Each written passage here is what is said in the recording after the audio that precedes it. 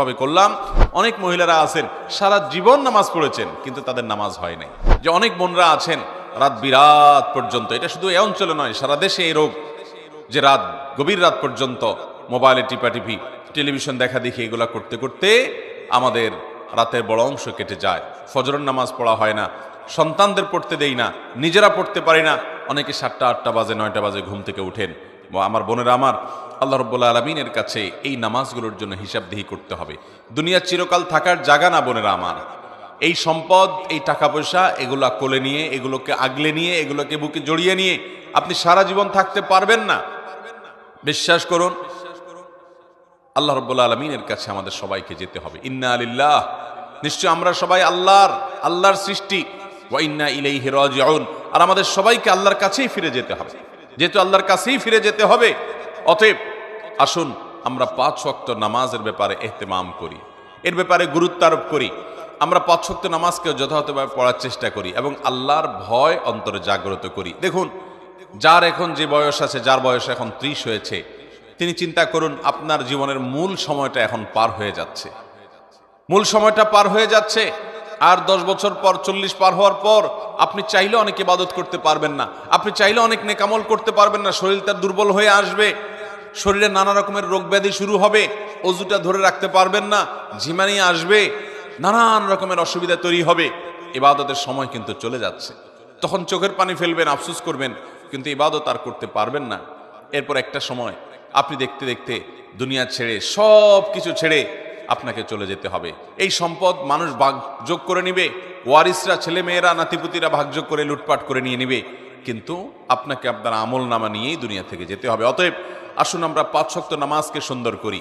যারা ফজরের নামাজ পড়ছেন না বা পড়তে অসুবিধা হচ্ছে, শুনে রাখেন, নবী করিম সাল্লাল্লাহু আলাইহি সাল্লাম বলেছেন, মুনাফিক যারা নামে মুসলমান, আল্লাহর খাতায় মুসলমান না, যারা আল্লাহর খাতায় মুসলমান না, নামে মুসলমান, এদের একটা বড় মার্কা হলো, তাদের জন্য 2টা ওয়াক্ত নামাজ পড়া খুব বেশি কঠিন হয়।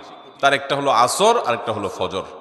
এই 2 ওয়াক্ত নামাজ যদি কারো দ্বারা পড়া সম্ভব না হয়, সে অন্যান্য ওয়াক্ত পড়ে কিন্তু এই 2 ওয়াক্ত পড়তে পারে না, তাহলে সে যেন সাবধান হয়, সে যেন সোজা হয়ে বসে, সে যেন আল্লাহর দিকে দৌড়ায় এবং ঈমানকে নবায়ন করে।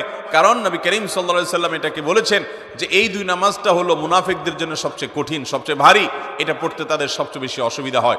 অন্যান্য নামাজগুলো তারা হয়তো পড়ে কিন্তু এই 2 নামাজ পড়তে পারে না। বিধায় আমাদের যাদের ফজরের নামাজ পড়া হয় না বা ফজর নামাজ পড়তে পারি না, বা চেষ্টা করেও আমার দ্বারা বেশিরভাগ সময় ফজর নামাজ পড়া হয় না, মিস হয়, কিংবা পড়ি কিন্তু অনেক কষ্ট হয়, সাধারণত হয় না, একদিন হয়তো 5 দিন হয় না, এবং সময় মতো হয় না, সকালে 8টা 9টায় উঠে নামাজ পড়েন, মনে রাখবেন আমাদের জন্য এটা অ্যালার্মিং, যেটা শয়তানের ওয়াসওয়াসার কারণে, কুমন্ত্রণের কারণে আমরা মুনাফিকদের কাতারে চলে যাচ্ছি কিনা। অতএব আমার মা বোনদের প্রতি আমার উদাত্ত আহ্বান থাকবে, 5 ওয়াক্ত নামাজ ঠিক করুন, আপনার অন্য সব আল্লাহ তাআলা ঠিক করবেন।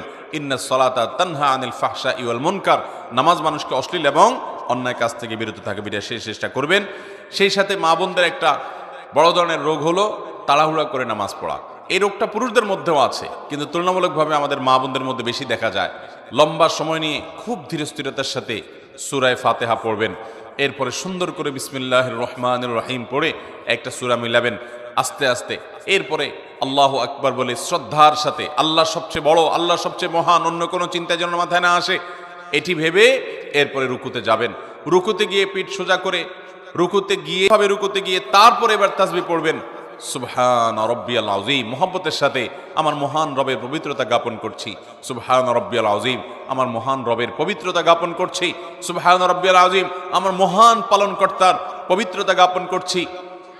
এভাবে আস্তে আস্তে তাসবিহ নিবেদন করে এরপর আস্তে আস্তে আবার রুকু থেকে উঠে সোজা হয়ে দাঁড়াবেন টান হয়ে।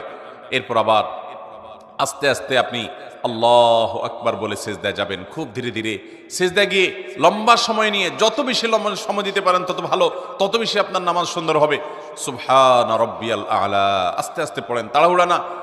এরপর আবার সুবহান রাব্বিয়াল আলা, আবার একটু সময় নিয়ে সুবহান রাব্বিয়াল আলা, আমার সর্বোচ্চ সর্বমহান আল্লাহ রাব্বুল আলামিন, রব যিনি আমার পালনকর্তা, যার হাতে আমার জীবন মরণ রিজিক সবকিছু, তার জন্য পবিত্রতা জ্ঞাপন করছি।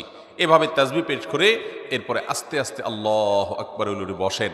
বসে আবার দোয়া পড়েন, রব্বিগফিরলি ওয়ারহামনি ওয়াহদিনি ওয়াআফিনি ওয়ারফানি ওয়াজবুরনি ওয়ারযুকনি, আপনি দোয়াগুলো আস্তে আস্তে পড়েন, এরপরে আবার সিজদা যান, এইভাবে ধীরস্থিরতার সাথে নামাজ পড়েন। আমাদের মা বোনদের বেশিরভাগই নামাজ পড়েন কিন্তু হুলস্থুল করে। যারা নামাজ পড়েন দেখা যায় খুব তাড়াহুড়া করে নামাজ পড়েন। মনে রাখবেন, তাড়াহুড়া করে যে নামাজ পড়ে নবী করিম সাল্লাল্লাহু আলাইহি সাল্লাম বলেছেন সে হলো সবচেয়ে নিকৃষ্ট চোর। কারণ রুকু সিজদা সে চুরি করে, এমনভাবে দেয় মনে হয় যে সে ফাঁকি দিতে চাচ্ছে, তাড়াহুড়া করে কোনো রকম পার করে চলে যেতে চাচ্ছে। এই জন্য নবী সাল্লাল্লাহু আলাইহি সাল্লাম বলেছেন সবচেয়ে নিকৃষ্ট চোর হলো এই রুকু সিজদা যে চুরি করে সে মহিলা। ঠিক একইভাবে সে পুরুষ বা মহিলা যেই হোক। ঠিক একইভাবে কোন কোন হাদিসে আসছে যে কিছু মানুষ তাড়াহুড়া করে নামাজ পড়ে, নামাজের ভিতরে মনোযোগ নাই, দ্রুততার সাথে নামাজ শেষ করে, অন্য সব কাজ খুব ঠান্ডা মাথায়, টেলিভিশনটা খুব ধীরস্থিরতার সাথে দেখেন, হ্যাঁ, নিজের স্বামীর সাথে কথাটা খুব ঠান্ডা মাথায় করেন, আলাপ সালাপটা খুব ধীরে ধীরে করেন, অন্য সব কাজ খাওয়ার সময় খুব মজা করে রসিয়ে রসিয়ে চিবিয়ে চিবিয়ে ভালো করে খান, কিন্তু নামাজ পড়ার সময় আপনি তাড়াহুড়া করেন, আল্লাহর কাছে কি জবাবদিহি করবেন?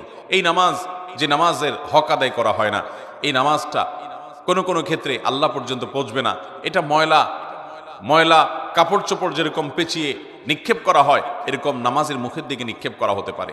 এই জন্য আমার মোহতারাম বোনেরা, আপনাদেরকে বলছি, মোহতারামা বোনেরা, আপনাদের নামাজগুলোকে, আমাদের নামাজগুলো আমাদেরকে সুন্দর করতে হবে।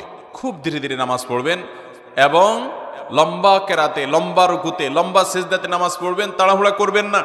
আল্লাহর মহব্বতের সাথে নামাজ পড়বেন এবং সময় মতো নামাজ পড়বেন। আমাদের মা বোনদের একটা বড় ত্রুটি হলো যে বেশিরভাগ মা বোনরা গৃহস্থলী কাজকর্মে ব্যস্ত থাকার কারণে জোহরের নামাজটা প্রায় আসরের কাছাকাছি যায় পড়ে।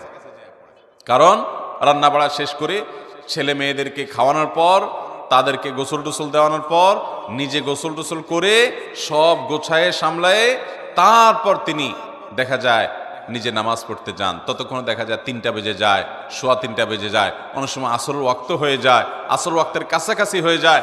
এটা খুবই ভয়াবহ একটা বিষয়।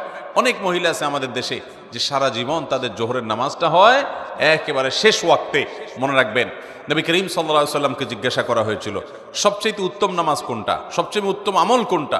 তিনি বলেছেন আস-সালাতু লি আউয়ালি ওয়াক্তিহা, ওয়াক্ত হওয়ার পর শুরুর দিকে নামাজ আদায় করা, এটা হলো সবচেয়ে উত্তম আমল। অতএব আপনারা এই আমলটার ব্যাপারে খুব বেশি যত্নশীল থাকবেন, খুব বেশি মনোযোগী হবেন এবং আল্লাহর জন্য নামাজকে সুন্দর করবেন। আল্লাহ তাআলা আপনাদেরকে সেই তৌফিক দান